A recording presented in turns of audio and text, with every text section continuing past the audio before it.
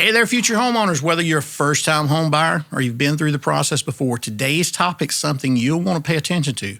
We're talking about points, what they are, how they impact your mortgage, and how to avoid paying too much.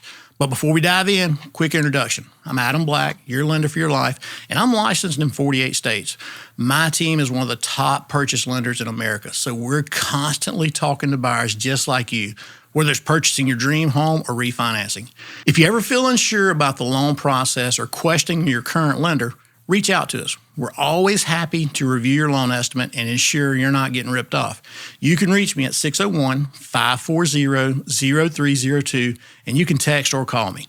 Now let's break down what points are and why you need to be cautious, especially as a first-time home buyer. So what are origination points? First off, let's talk about origination points. There are two types of points you might see on a loan estimate: origination points and discount points. Origination points are essentially fees you pay to the lender for processing your loan. Not all lenders charge these, but some do. If you see an origination point of 1, that's usually fair. But if you start seeing 2, 3, or even more, that's a red flag.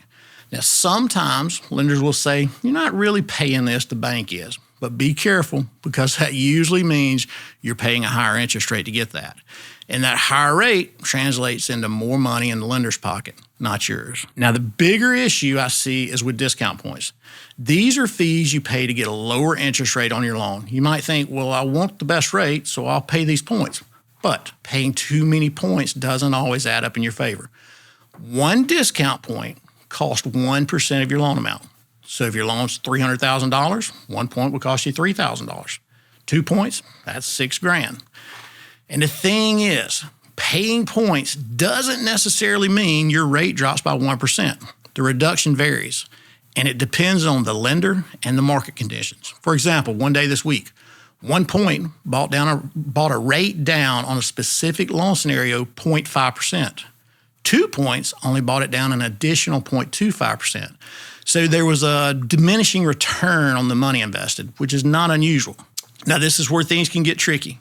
You really have to do the math to figure out if paying points makes sense for you. One thing you should always ask your lender is, what's your no point rate?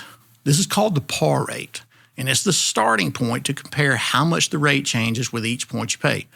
So here's why that's important. Sometimes people end up paying thousands of dollars to lower the rate by a small amount.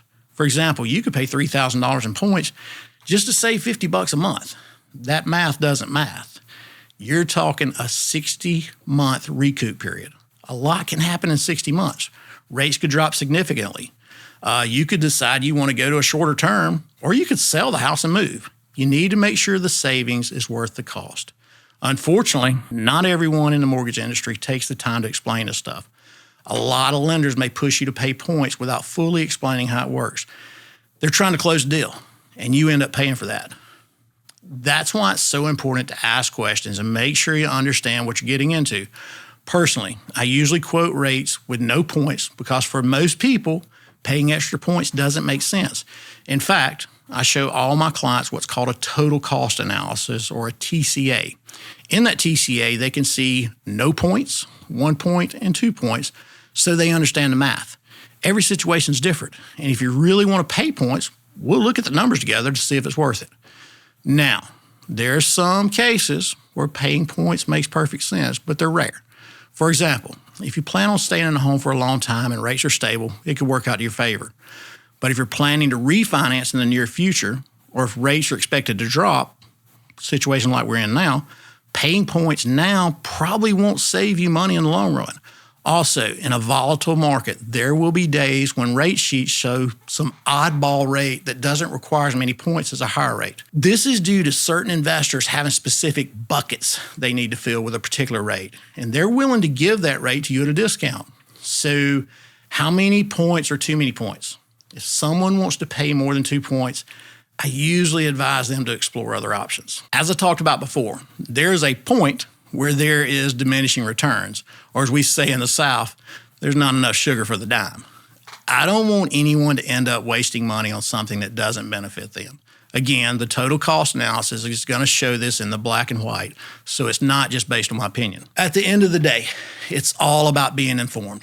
Go into the process with your eyes wide open and ask questions.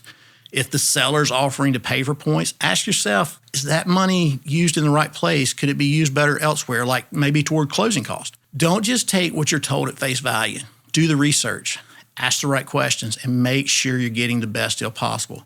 And of course, if you need any help navigating the mortgage process, don't hesitate to reach out to me, Adam Black, your lender for your life. I'm here to make sure you get the best advice and the best mortgage for your situation. And hey, if you found this video helpful, please like, comment, and subscribe. If you have any questions or need personalized advice on your mortgage journey, feel free to reach out. I'm always here to help. Thanks for watching. See you guys in the next video.